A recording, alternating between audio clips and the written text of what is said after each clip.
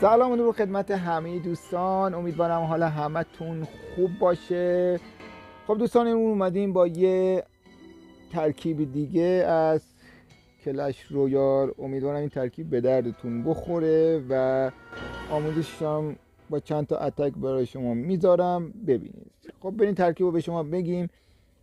بربر میخوایم یا اون ببخشید جادوگر میخوایم، مگا شوالیه میخوایم، جلاد میخوایم و عصبانیت، اسم عصبانیت میخوایم، ارتش اسکلت ها رو میخوایم، قوچ سوار رو میخوایم و سایه تاریکی رو میخوایم و این نیروی راهزن رو میخوایم. خب بریم اتک رو انجام بدیم. میریم سمت اتک. خب این با مگا شوالیه رو میندازیم، کنم سایه رو بندازیم خوبه.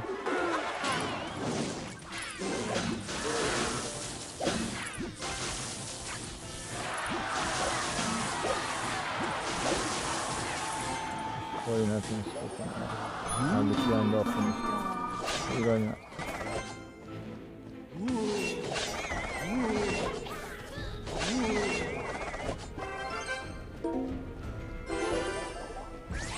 سوار می انداختیم.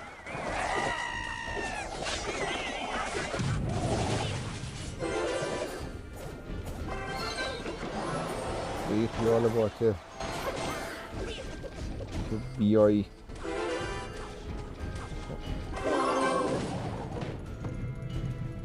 راهزن حالا پشت بندش راهزن رو میندازیم، اسپر سرعت رو میندازیم،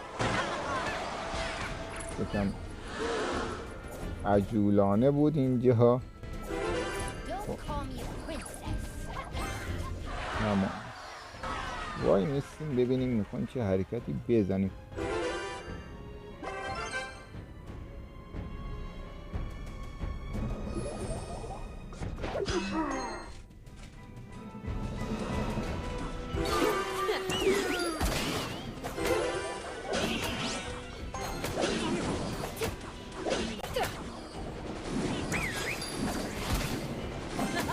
خب حالا ارتش فهمیدیم نیروهاش چی هست و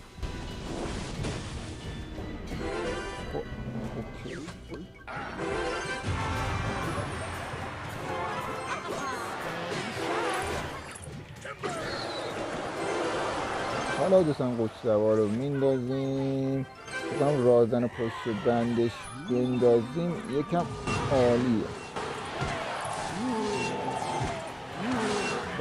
وای میستیم چون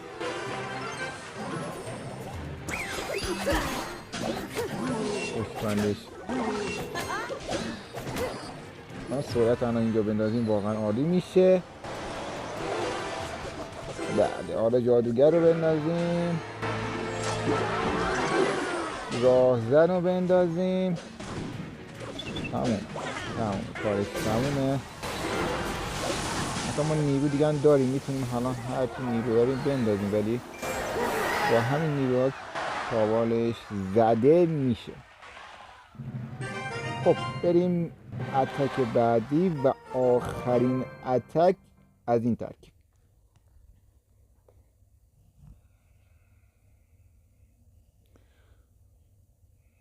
بیاد بالا بیاد. خودتون اگر از این ویدیو خوشتون اومد بازم تکرار میکنم دوگه مشترکشان رو بزنید، زنگوله رو آل قرار بدید، به محض ویدیوهای جدید با خبر بید، لایک کامنت هم فراموش نگید. تو کامنت هم بهترین ترکیبتون رو بنویسید. خب قوچ سوار رو بندازیم. آره قوچ سوار رو میندازیم، پشت بندش جلاد رو میندازیم که این سمتش رو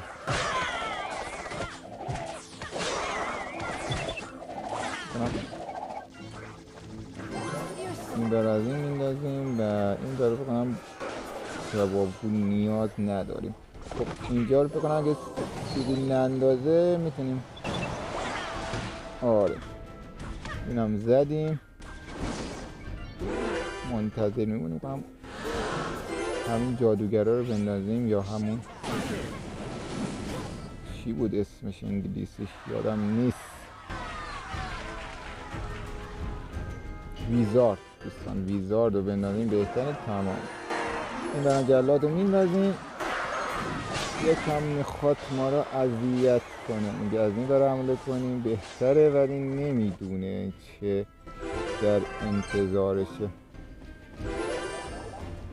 آره نمیدونه یه چی کار کنه، نمیدونه چی در انتظارشه. جفت تاوالشو میخوام بزنیم، کاری هم به هیچ کدومشون نداریم. باره این صورت این تاوال زده شد و میخوام رفت کلن. آره دیگه کل رفت، کلن کم آورد رفت دیگه. خب این هم زده شد دیگه، کم آورد دیگه، نتونست به ادامه رو انجام بده، رفت دیگه. خب ترکیب قابل قبول بود دوستان به نظر خودم. دوستان شما نظر بدید ببینیم ترکیب خوبه یا نه.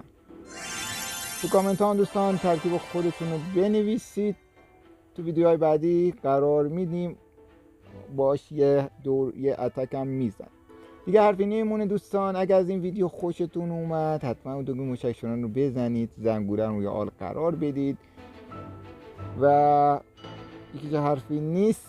تا ویدیوی بعد شما رو به خدای بزرگ میسپارم. خدا نگهدار دوستان.